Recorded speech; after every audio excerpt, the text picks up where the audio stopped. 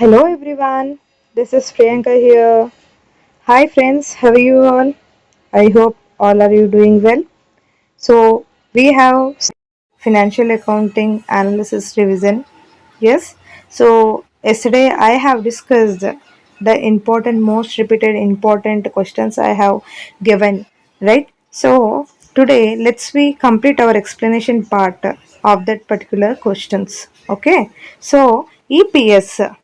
Without wasting time, let's we come into our subject, guys. If you would like to take screenshot, so whatever I am here explaining, you people try to take screenshot and you can use this for your notes preparation.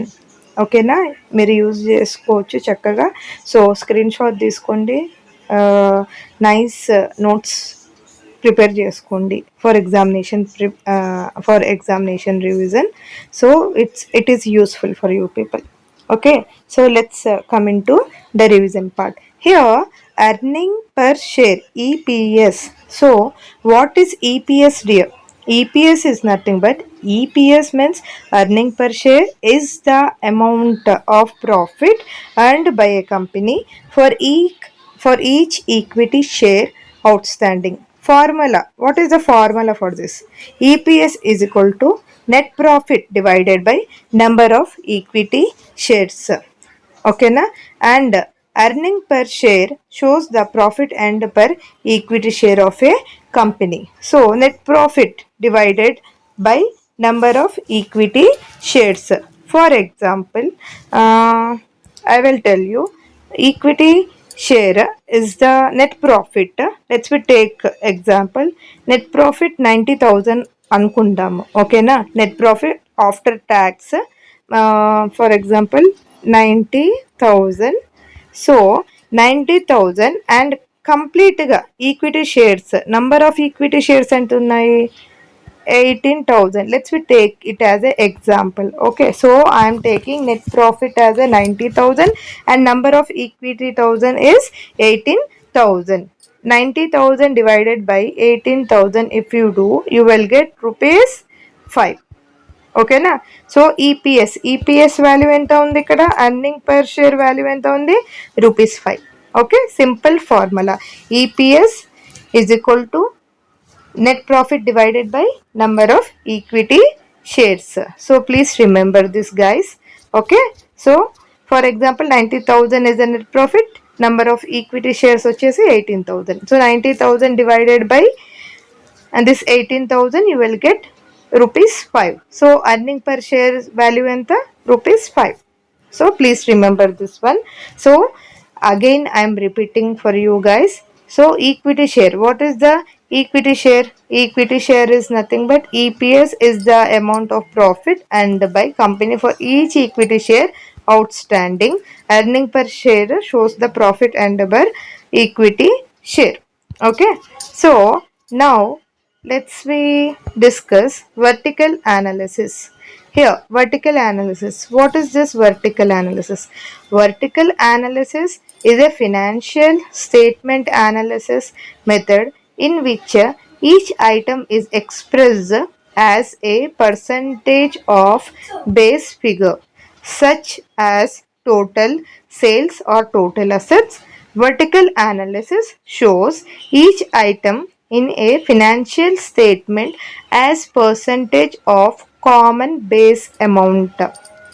So vertical analysis is nothing but, so each and such as total sales, total assets, ఏదైనా కూడా మనకి on the base of percentage wise చూపిస్తుందో దాన్నే vertical analysis అంటాము. For example total sales example I'm giving here. So total sales వచ్చేసేసి let's we take as a total sales, let's we take as a 100. Okay, and cost of goods sold వచ్చేసేసి 60. So if you do this, you will get if you do division, you will get minus 100 minus cost of goods sold into 40. So percentage, on the percentage basis it will show. Okay, so you will get 40%. 40% is nothing but on vertical analysis it will express as a percentage of a base figure. Is that clear? So let's we move into our another important question, straight line method of depreciation. So straight line method of depreciation, in depreciation they will ask questions, types of depreciation. Types of depreciation అంటే మీరు ఏం mention చేయాలి, straight line method of depreciation, diminishing balance method of depreciation. Already మనం +2లో ఈ kind of questions attempt చేసాము, but now also they are repeating straight line method of depreciation. Straight line of method of depreciation. So what do you mean by straight line method of depreciation?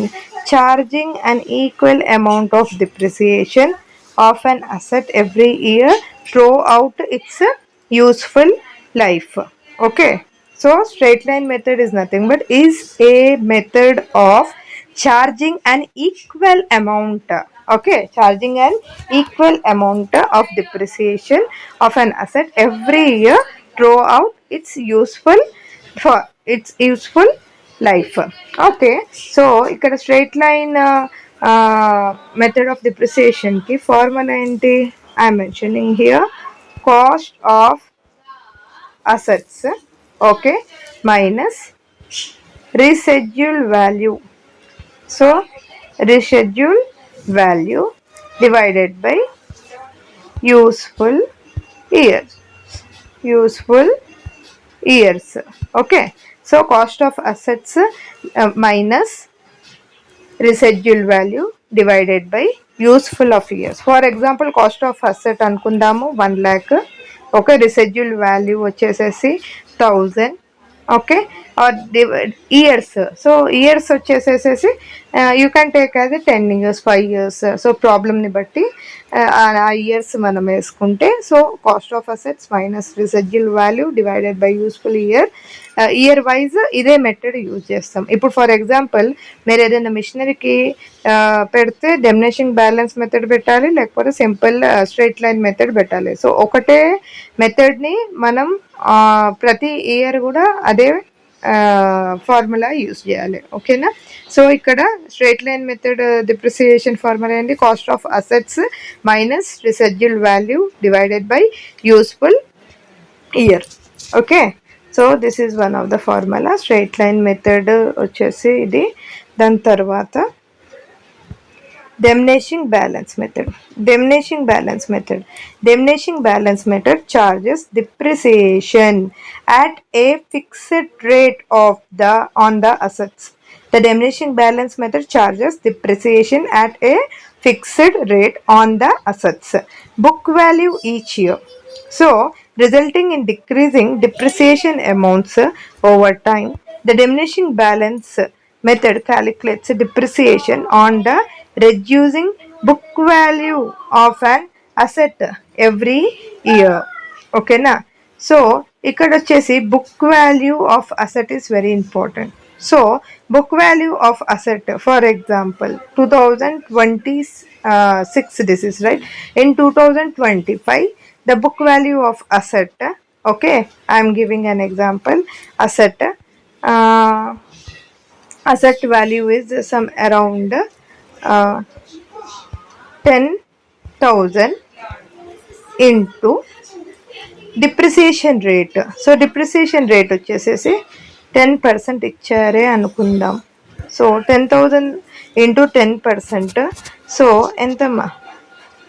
So 10,000 into 10%, what is the amount? 1000, right? Again ఈ 1000ని ఈ 10,000లకి minus చేస్తే you will get 9,000. Again next year అంటే ఈ year 2026, right, into again 10%.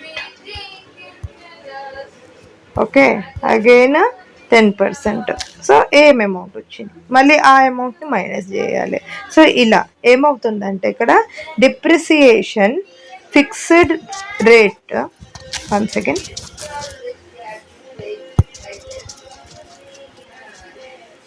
okay, so here Diminishing balance method charges depreciation at a fixed rate on the assets book value each year. Each year asset value ఎంత ఉందో ఆ value పైన depreciation rate అనేది fix ఉంటుంది, resulting in decreasing depreciation amounts over time. అంటే depreciation amount తగ్గుతూ వస్తుంది కదా. The diminishing balance method calculates depreciation on the reducing book value of an asset every year. Formula, please note down the formula: book value of asset into depreciation rate. Okay na? So intangible assets, what do you mean by intangible assets? Okay, tangible assets ante which we can touch, okay, which we can move, the physical goods basically. We will call it as a tangible assets ante avi. ఇక్కడ వచ్చేసి intangible assets. Intangible assets అంటే ఏంటి?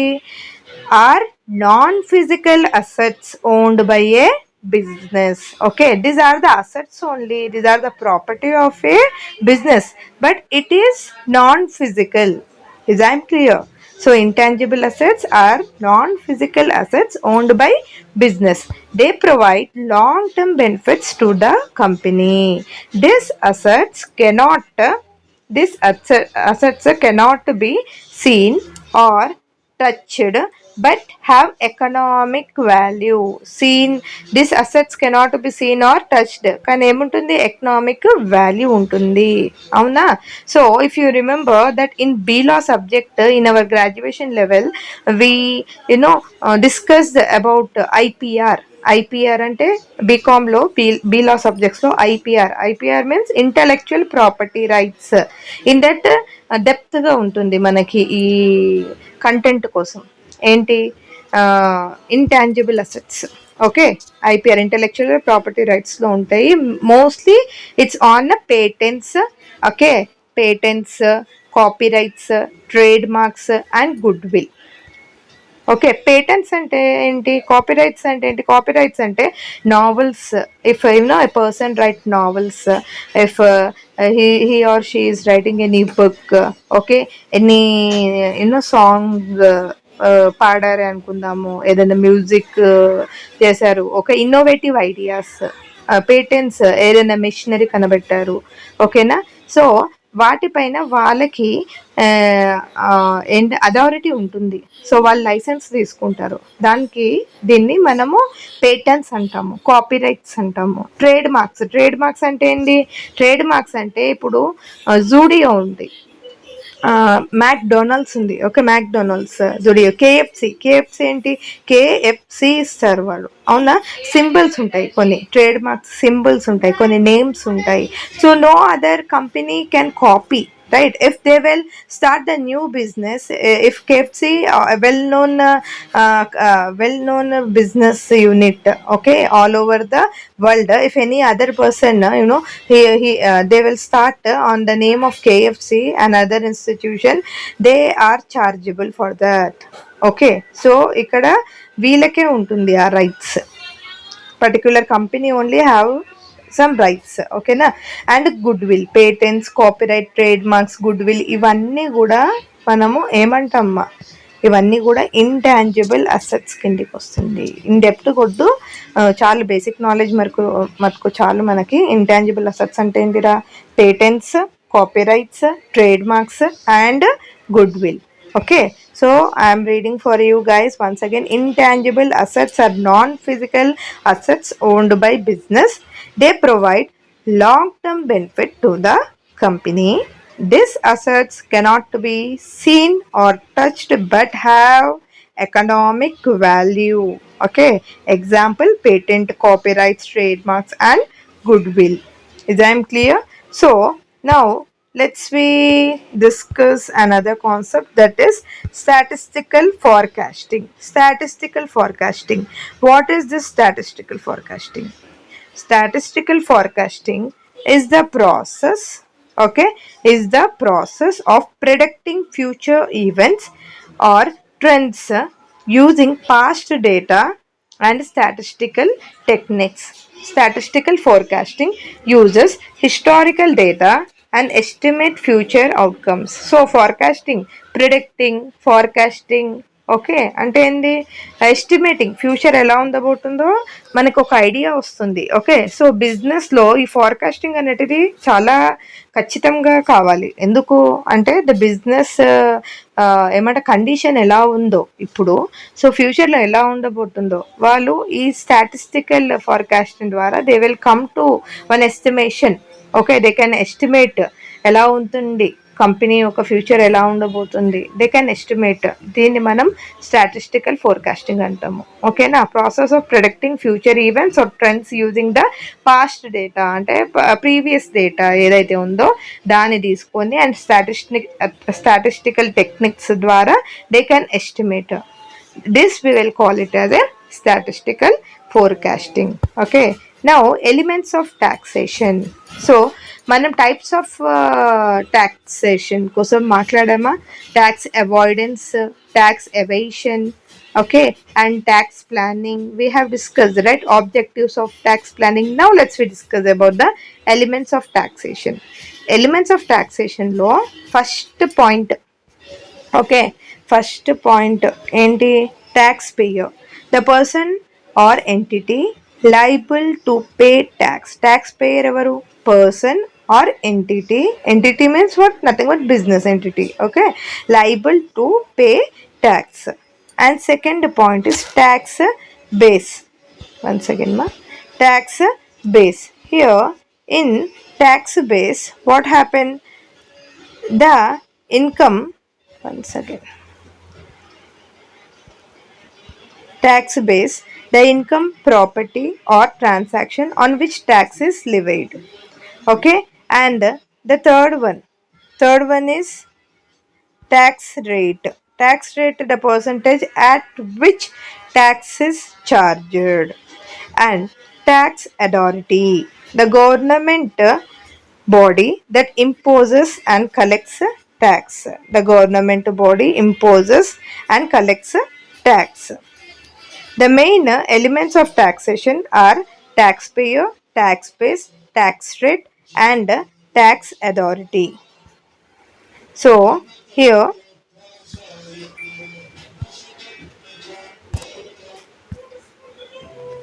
once again, so the main elements of taxation are taxpayer, yes, tax base, okay, tax rate, okay, and tax authority. Taxpayer అంటే ఎవరు, tax చేసే వాళ్ళు ఎవరు, పర్సనా లేక ఎంటిటీనా. ఇంకా బేస్ ఈ ట్యాక్స్ ఎలా ఛార్జ్ చేస్తున్నాము, ఇన్కమ్ పైన చేస్తున్నామా ఛార్జ్, లేకపోతే ప్రాపర్టీ పైన చేస్తున్నామా, ఆర్ ఎనీ అదర్ ట్రాన్సాక్షన్ పైన చేస్తున్నామా, ఇదొకటి. ఇంకొక ట్యాక్స్ రేట్ 20%,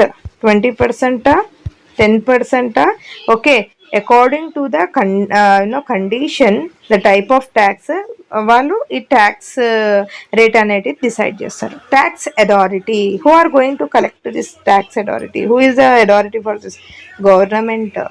ఓకే, గవర్నమెంట్కి మనం ట్యాక్స్ కడుతున్నాం, right, government body that imposes the collects taxes. In upcoming class we are going to discuss about the CSR also, which is slightly related to this particular topic. Okay, and the main elements of taxation are taxpayer, tax base, tax rate, and tax authority. These are 4 elements is very important in taxation. Okay, I hope you people understood. Now coming to here, working capital. What is this working capital? Working capital is the difference between company current assets and current liabilities, not long term assets, not long term liabilities. It will mainly focus on what, current assets and what, current liabilities. Okay, it indicates the firm's ability to meet short term obligations. Okay, and working capital is equal to current assets minus current liabilities. So how do you going to get this working capital? Working capital ఎలా వస్తుంది మనకి, CA current assets ఇప్పుడు ఎంత ఉందో దాన్ని minus చేస్తాము దేంతో, current లైబిలిటీస్తో. అప్పుడు ఏమొస్తుంది మనకి, working capital, WC working capital. Example okay. Example example చెప్పండి మీరు. Here I'm going to right example. For example, current assets 20,000, okay, minus current liabilities ఎంత ఉంది? Liabilities 15,000 is equal to 20,000 minus 15,000 ఎంత? 5,000. ఓకేనా? This is going to be your working capital. I hope you people understood. Okay. So current assets minus current liabilities చేస్తే మనకి working capital వస్తుంది. Okay guys. So now working capital is the excess of current assets over current liabilities. Okay. Now common size statement analysis.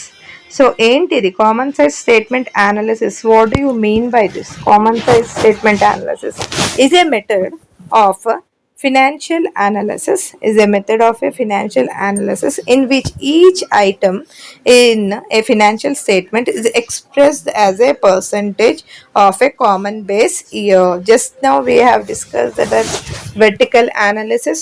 Did you remember? So even there also, on the basis of percentage on base figure, we will calculate the vertical analysis. The same vice versa, common size statement analysis kuda is a method of a financial analysis. Each item in a financial statement is expressed as percentage of a common base figure. Okay. So here if you see, common size statement analysis shows each financial statement, okay, each financial statement item as a percentage of a common base amount. Common size statement analysis example I have given here. If a company sells 10,000 and the cost welcome of Gboard, clipboard, any text, sorry,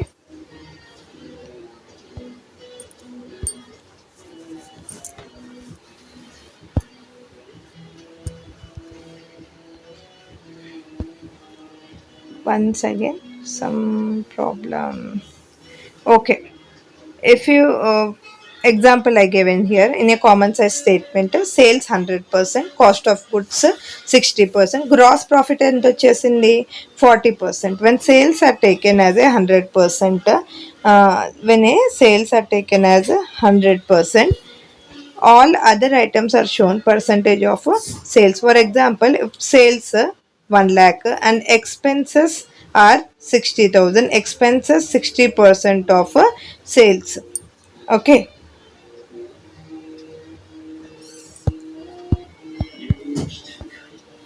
Common, once again, common size statement analysis. What do you mean by this common size statement analysis? Is a method of financial analysis in which each item in a financial statement is expressed as a percentage of a common base figure. Common size statement analysis shows each financial item as percentage of common base amount. Okay na? So if company sells that 1 lakh rupee, okay, if a company sells a 1 lakh rupee, let's we take it as a 100% ankundam, 100%. So let's we take it as a 100% of sales is there. Okay. So again 60% is COGS. COGS is a cost of goods sold. Okay. So goods sold ఎంత 60,000 and company sales ఎంత 1 lakh. So cost of goods sold is 60%. So 100% minus 60%. So 100% minus 60%, how much you are going to get? 40%. So we are going to show in the form of percentage all these statements. Okay.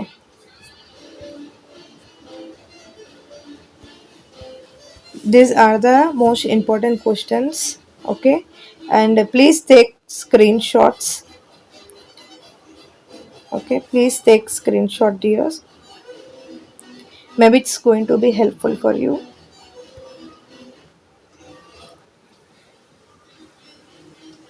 Take screen shot and try to prepare your own notes.